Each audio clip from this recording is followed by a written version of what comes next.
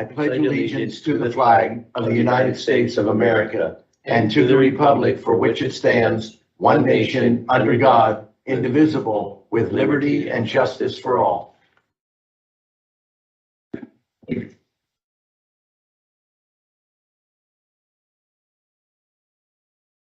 Relative to the meeting minutes for October 27th of 2022, there is a correction. I'm just going to ask Carmen to clarify that correction. Thank you, Commissioner Lineback. Under the report for Chief Operations Officer, excuse me, I want to complete the sentence, and it should read, he gave a list of upcoming events for Park and Recreation. We have corrected minutes. Is there a motion to accept the minutes as corrected? Motion to approve the minutes as corrected. Second. Motion has been made and seconded. Is there any discussion? Hearing none, all those in favor signify by saying aye. Aye. Aye. Opposed? The motion is carried. Thank you very much. We did have 3 executive sessions. They were held, all of them held yesterday, and they dealt with personnel. At this time, I'll recognize my executive assistant, Anne Marie Grill, to read the public notice policy. Thank you, Commissioner Lineback. Public comment will be accepted in person and through the Q&A function. Please include your first name, last name, and municipality for all comments. Any comments without name and municipality will not be considered. Each citizen can submit 1 comment. Comment length is dictated by limitations of the platform being used, Teams Q&A, Facebook, and YouTube. In-person comments will be accepted first, followed by comments submitted virtually. The meeting comment period is limited to a total of 30 minutes, including both in-person and virtual comments. This time period may be extended at the discretion of the board. Please be concise. Comments that are germane to county business will be read during the meeting and should not be considered to be an interactive dialogue with the commissioners. The county solicitor shall be the final arbiter of whether a comment is germane and should be read. Any commissioner response to public comment will be done at the discretion of the commissioners. Thank you very much, Anne Marie. There is no public comment online specific to the agenda. And Carmen, I assume there's no public comment in person regarding the agenda. Thank you. So we will move into the agenda. Item 1, authorizing Budget Department. Adopt a resolution authorizing 2022 budget transfers in the amount of $734,375 and 2022 appropriations in the amount of $145,500 per listing dated October 28th of 2022. Under HR, we have several items. Item 1, authorize the appointment of Carissa Ritchie to Human Resources Generalist in the HR department. Item 2, authorize the appointment of Oliver Arthur to Senior Government Accountant in the Controller's Office. And item 3, authorize salary adjustments for the Human Resources Department per the attached salary adjustment memorandum. There are 2 items listed under me. Item A, adopt a resolution amending a prior resolution to reflect the reappointment of David Phillips, Mooresville, Pennsylvania, to the Berks County Agricultural Land Preservation Board for a 3-year term expiring on December 31st of 2025. The prior item had the incorrect term. That's the reason for the amendment. Item B, adopt a resolution authorizing the reappointment of Christopher Phillips, Sinking Spring, Pennsylvania, to the Reading Public Library for a 3-year term expiring December 31st of 2025. There are several items listed under the commissioners. Item A, adopt a resolution authorizing Pamela Seaman, MHDD Administrator, to accept the capitation rates offered by the Department of Human Services for the Health Choices Program for calendar year January through December of 2023. I see Pam's here. Is this what you came about? Would you like to make any comment about this? If you could step up to the microphone. Barbara, can you turn it on, please? We appreciate when a department head takes the time to join us. And so welcome any input you have on this particular item, what it's about. Sure. So every year we negotiate rates with Department of Human Service for Medicaid managed care on the behavioral health side. based on disenrollment that's going to happen this year because of people losing medical assistance. We are expecting that the amount that will actually get reimbursed will be less. However, working with our actuaries, looking at all the proposed rates, we think that the program will remain solid and that will be fine given those changes. But no one can really know for sure just how many people we will be impacted by. Okay. Well, thank you, Pam. Thank you for your work in mental health and developmental disabilities, and thank your team for us as well. Item B, adopt a resolution authorizing the chair to execute the fiscal year 21-22 financial statement reconciliation form for funds expended under the Juvenile Probation Services Grant for the budget period July 1 of 2021 through June 30th of 2022. Item C, adopt a resolution of the Board of Commissioners approving the Next Generation Farmer Loan Program to provide financing in the total amount of $525,000 for Curtis L. and Marilyn B. Nolt for property located at 32 Bordner Road, Tulpehocken Township, Richland, Berks County, Pennsylvania, and further approves the chair to execute the approval of applicable elected representative form and the letter of approval to Curtis L. and Marilyn B. Nolt. Item D, adopt a resolution authorizing the chair to execute and deliver an amendment subject to final review and approval of the terms and conditions by the solicitor's office, modifying the system user agreement with Penn State Berks St. Joe's Hospital, providing restrictions relating to audio recording of emergency communications on the county-owned public safety radio system. Item E, adopt a resolution authorizing the chair to execute and deliver an amendment subject to final review and approval of the terms and conditions of the solicitor by the solicitor's office, modifying the system user agreement with Tower Health Reading Hospital, providing restrictions relating to audio recording of emergency communications on the county-owned public safety radio system. Item F, adopt a resolution authorizing a letter of support for the Pennsylvania Commission of Crime and Delinquency local law enforcement grant application submitted by the Borough of Wyomissing. Item G, adopt a resolution authorizing a letter from the Board of Commissioners supporting the closure of the Wernersville Community Correction Center. I would just note this is something we discussed last week. I presented a video from South Heidelberg Township and suggested we do this letter, and we'll be voting on the letter this morning. Item H, adopt a resolution authorizing the chair to execute the publication agreement for County of Berks PA Magazine between Hoffman Publishing Group Incorporated and the County of Berks for the distribution of a magazine in print and electronic form 3 times throughout the year, pending review and approval of the terms and conditions by the solicitor's office. I will note the only cost to the county is the cost of postage. Everything else is being assumed by the publisher. Item I, adopt a resolution authorizing Christine M. Sadler, solicitor, to execute the letter, agreement, and statement of work with Slint Group, Inc. to provide forensic services. Item 2, a motion to authorize execution of contract agreements and amendments as set forth on the attached listing dated October 31st of 2022. There are a total of 7 contracts. You may see the total reads 6, but it is numbered incorrectly. So there's a total of 7 contracts. There are 3 with the Area Agency on Aging, 1 with CareerLink, and 3 with Children and Youth Services. Item 3, a motion to authorize execution of the payments and electronic transfers is set forth on the Controller's Office voucher listing dated November 3rd of 2022.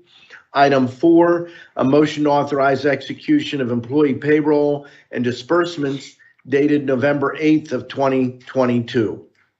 Motion to approve the agenda as presented. Second. The motion has been made and seconded. Is there any discussion? Just a comment under 404, letter authorizing a letter in support of Wyomissing Borough for PCCD. There's a similar letter going from the Criminal Justice Advisory Board Steering Committee as well. Oh, good. Any other comments? Hearing none, all those in favor signify by saying aye. Aye. Opposed? The motion is carried. We'll move now to our treasurer's report. Sitting in for the treasurer, we have Shirley Benzel. Shirley.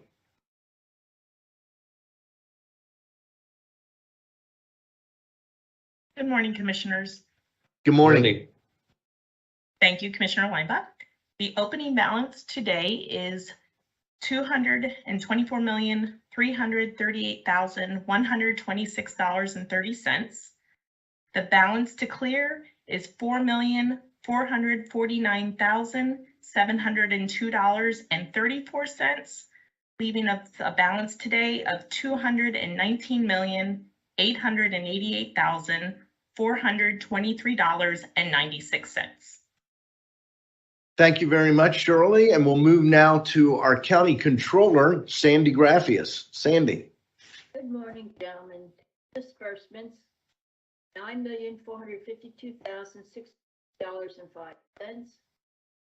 Payroll, $4,612,003.50, for a grand total $14,064,938.59. Thank you very much, Sandy. We'll move now to our Chief Operations Officer, Ron Seaman. Thank you, Commissioner Linebaugh. There's nothing to report at this time. Thank you very much. And now to commissioners, and we'll begin with Commissioner Michael Rivera. Yes, thank you, Commissioner Linebaugh. Just a few items on my end. Tomorrow, Friday, there will be an event, and it will be at the American Legion Hall at 237 North 3rd Street here in Reading, and it's for returning citizens, and it's called Returning Citizens Taking Steps Forward, Crossing Bridges, and it's for recently released from incarceration, so the people can go there and learn information and about opportunities to be able to get back on their feet and move forward. You know about is recently released from incarceration. Please have them go there. There'll be information for everyone. Also, on November the 9th, which is next Wednesday, the PA Career Link Berks County will be having a job fair, and that will be from 12 p.m. to 5 p.m. at the Abraham Lincoln Hotel in Reading. I think they maxed out with the amount of employers that could be there. I believe there's 90 and they had to close it, although there were more employers interested in attending. So there will be a large number of employers representing various businesses within the area. Though there will also be different workshops throughout the day in reference to preparing a resume. There'll be mock interviews, just different information out there. There will also be tips for job seekers with criminal records, and that will be at 2 o'clock, and there will be free parking at the Abe Lincoln parking garage. So again, if you know of anyone who's looking for a job, on Wednesday, November 9th from 5 to 12 at the Abe Lincoln. And my last item is next week, November 7th through the 13th, Monday through Sunday, we will be celebrating the Operation Green Light for Veterans. And a few weeks ago, we passed a resolution supporting Operation Green Light. So we're asking anyone at their place of business, their home, that they put out a green light in support of our nation's veterans. So if you have that opportunity, be it 1 light, 2 lights, inside, outside, wherever, but put a green light out November 7th through November 13th in support of our veterans. Thank you very much. That's all I have. Thank you very much, Commissioner Rivera. We'll move now to Commissioner Kevin Barnhart. Thank you, Commissioner Linebaugh. This morning here in person and also on Microsoft Teams is our very important election board meeting at 11 a.m., the one leading up to Election Day on Tuesday, November 8th. We will be approving poll worker appointments. We will also be discussing political election signage issue, ballot curing discussion for United States Postal Service mail-in and absentee voters, and a discussion and decision on undated and incorrectly dated ballots. So there's a lot of cleanup items, a lot of decisions to be made with respect to the seesaw battle with the courts and the undated, unsigned ballots. So be a lot in store at 11 a.m. So tune in or come in here in person. Thank you. Thank you very much, Commissioner Barnhart. Two items that I want to touch on. This Saturday is the annual Veterans Appreciation Dinner Dance at Wilson High School. I want to encourage you to come out. It's held at the high school gymnasium. It starts at 4 p.m. There's a special program that takes place every year, but within that program focused on veterans, we will be inducting the latest inductees into the Berks County Military Hall of Fame. I believe all three commissioners are planning to attend, and all three commissioners will be participating in that induction ceremony. Tickets are $15 a person. If you want a ticket, you can get tickets, I believe, at you can purchase them at the door. And Boscov's, all Berks County Boscov stores carry them, as well as you can reach out to our Veterans Affairs office. Again, that is this Saturday at the Wilson High School gym, 4 o'clock on. Come on out. It is a wonderful event. Secondly, I'm going to touch briefly on some items that will be discussed in more detail in the election meeting, but we continue to have challenges around legal decisions. The latest is that the Pennsylvania Supreme Court has ruled that we should not count undated ballots. I'm not going to go into, I've said enough about the lack of clarity on this issue at this point, but the concerns continue. There's also some major confusion out there relative to the issue of unverified ID for mail-in ballots.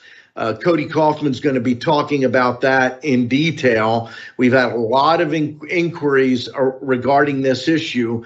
The law is crystal clear, and the directives to counties across the board is equally clear.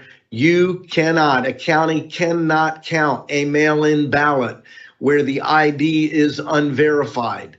End of story.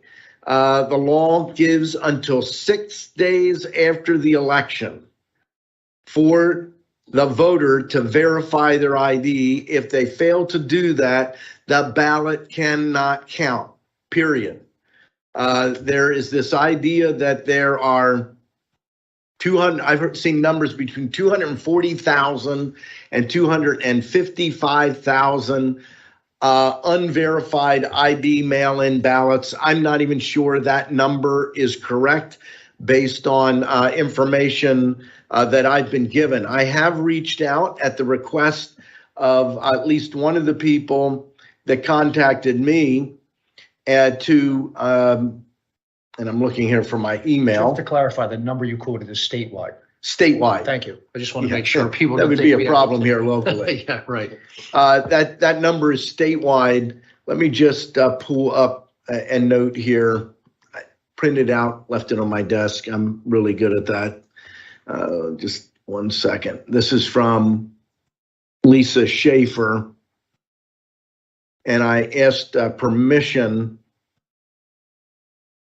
to share this. Here's what she said. This is from Tuesday. Hi, Christian. In response to your email earlier today, I wasn't sure if you saw the email shared by the Department of State last week responding to this matter. The issue at hand is a misperception about how ballot applications are marked in the SURE system and how counties handle those.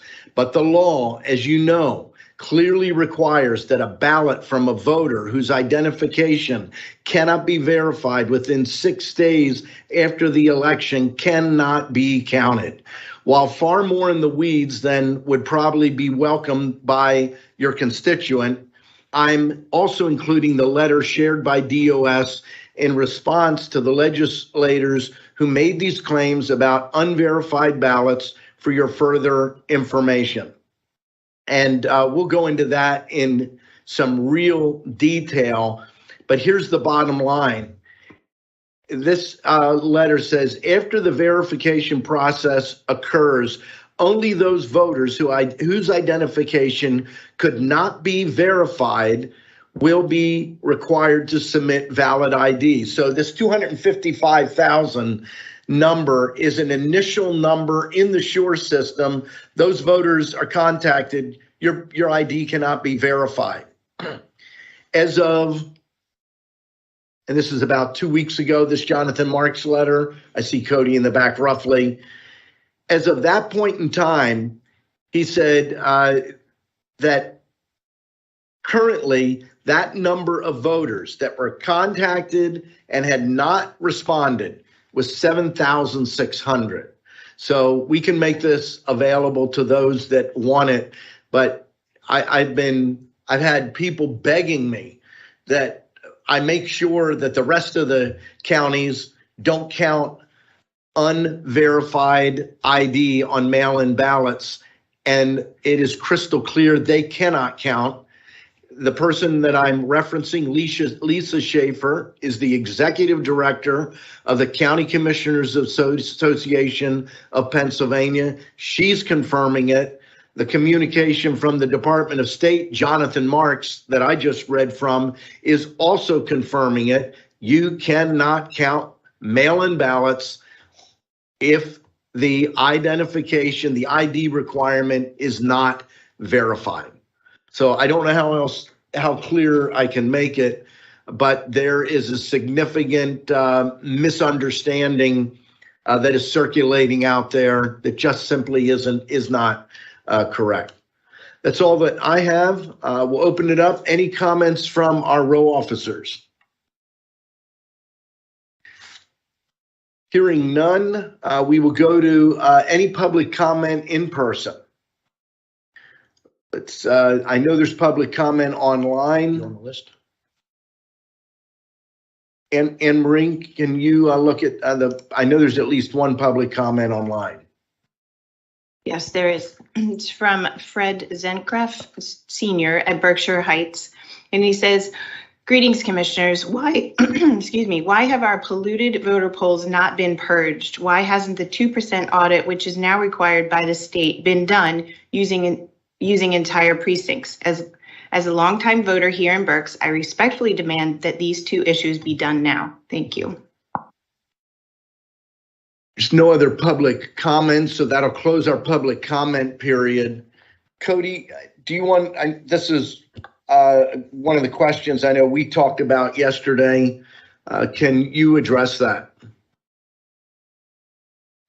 Turn the mic on. Absolutely, and good morning, commissioners. Regarding the voter rolls, the voter rolls are maintained really pursuant to law. We're going to get into a discussion in election board specifically regarding what we do with voters who we get notification of a change of address from, but the specific process that we go through is statutory. If we get notification that a voter's address has changed, that voter, first of all, we change that address, but then that voter is marked as inactive. And then again, we'll go into further detail on election board about this, but there are specific processes in the law that we must follow regarding our voter rolls. For example, just because we receive a change of address, that does not mean we can just automatically cancel voters or cancel registrations. We can't just automatically do that unless very specific specified criteria in the statute are met. So in regards to our voter rolls and our monitoring of the voter rolls, we do that in accordance with the law, which does require yearly review and yearly maintenance of that. Regarding the second part of the inquiry, Anne-Marie, can you remind me what the second 2% audit. 2% audit. And there's a confusion here. He says, which is now required by the state. the 2% audit is the original, which Correct. is still required. The RLA is the new one required by the courts. You're absolutely correct. The 2% audit has been around for a while. I think it may be since 1937, since when the election code was first put out there. But the 2% audit specifically, it's statutory. The RLA audit, which, as an aside, the RLA audit, specifically the RLA audit that we will be performing, it's the batch comparison RLA audit, specifically designed to confirm the integrity and accuracy of election results. But we have done the 2% audit in the past, as we're required to do statutorily. We have done the 2% audit in different ways to ensure that it is a true audit. The statute does give us and county boards leeways in terms of how that audit can be conducted. There's no specific requirement that we include whole precincts or even hand count with the 2% audit. With the RLA audit, though, specifically the batch comparison RLA audit that will be implemented and is now mandatory as a result of the Stein settlement, that specific audit, we upload a manifest which basically identifies different batches of ballots. Ballot batches are then selected randomly by the state, and then we hand audit those batches manually. It's designed to be a manual check on the accuracy of the voting on the voting machines. One of the things that I think we're looking for clarity on, or I'm keeping an eye on, is what constitutes a batch.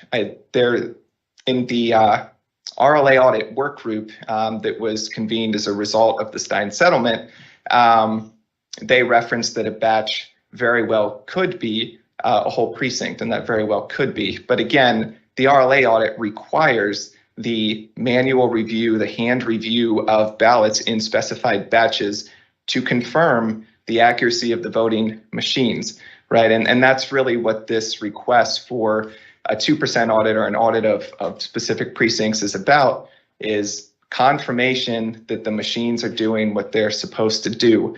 And that's exactly what specifically the RLA audit, the batch comparison RLA audit, that's one of the main goals of it. And again, I would just reiterate that the RLA audit was formed because of concerns about the deficiencies of the 2% audit.